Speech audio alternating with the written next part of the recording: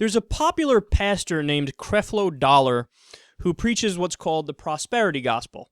And the idea behind it is that Jesus wants you to be rich. And he also wants you to be a consumerist and a materialist, and he wants you to define yourself and your well-being through how much stuff you have. So in other words, it's a message about Jesus that's the exact opposite of what Jesus' message really was.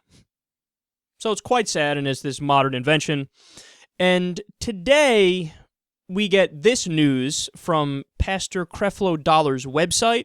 He says, quote, "We are asking members, partners, and supporters of this ministry to assist in the undertaking of an initiative called Project G650. The mission of Project G650 is to acquire a Gulfstream G650 airplane so that Pastors Creflo and Taffy and World Changers Church International can continue to blanket the globe with the gospel of grace. We are believing for 200,000 people to give contributions of $300 or more to turn this dream into a reality and allow us to retire the aircraft that served us well for many years." So this so-called religious leader is crowdfunding the purchase of a $65 million jet. Wow. That's low as fuck. So this guy's worth a reported $27 million. That's, quote, 200 times more than the $29,600 average annual income in College Park, Georgia, where he preaches. Oh, come on, dude. Oh, this is so fucked up. No, you want to know why this story is incredible? Because it's a perfect explanation, and it's a perfect embodiment of everything wrong with religion. How it's like the super rich, super privileged pastor who's flat out exploiting everybody in a poor community.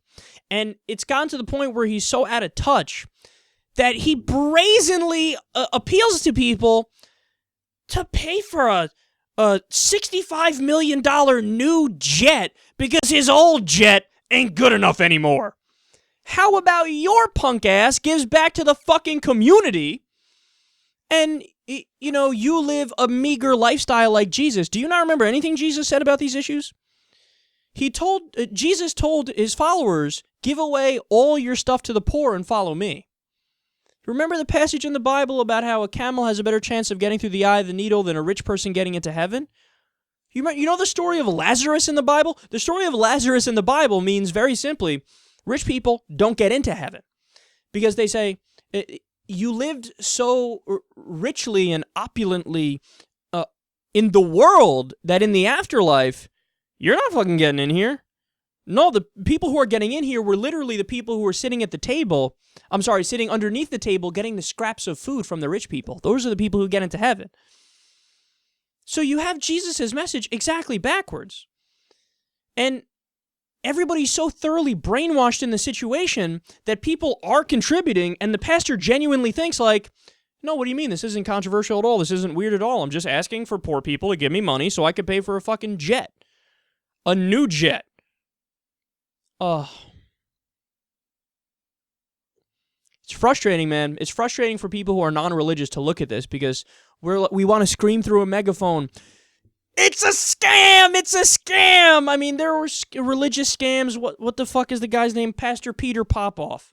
Where this guy would sell water. He would sell water and say, buy the water, your bankruptcy will be cured. How does that work? You pay more money to get this arbitrary thing and your bankruptcy is cured. Pay more money to get out of debt. And even worse, he goes, buy this magic spring water, blessed holy spring water, and your cancer will be cured. How many times, man, in how many ways can they fuck you over and do things that are obviously taking advantage of you, and people still go back day in and day out? I think it's going to last for a while because what they're selling is the invisible and strong and powerful product of hope. Somebody has a shitty life and they feel like they can get together at this place and, you know, they get a little bit of inspiration from somebody saying some arbitrary words from a 1,000-year-old book and they go, okay, I could face the next difficult week. Call me old-fashioned, but I would like to actually fix people's problems, not through selling the false product of hope because that's not real. I want to fix people's problems by actually fixing their problems. I know I'm the crazy one by wanting to set up a better social safety net so when people are poor, they're not, you know, living in horrible depravity. I want to set up a system where we have equal opportunity, a better education system, a better healthcare system. I want to give everybody healthcare. I want to give everybody college. Call me crazy. That's how I want to address people's problems, by actually addressing their problems. Whereas religious people want to address your problems by robbing you and telling you a bullshit story. You choose what side you're on.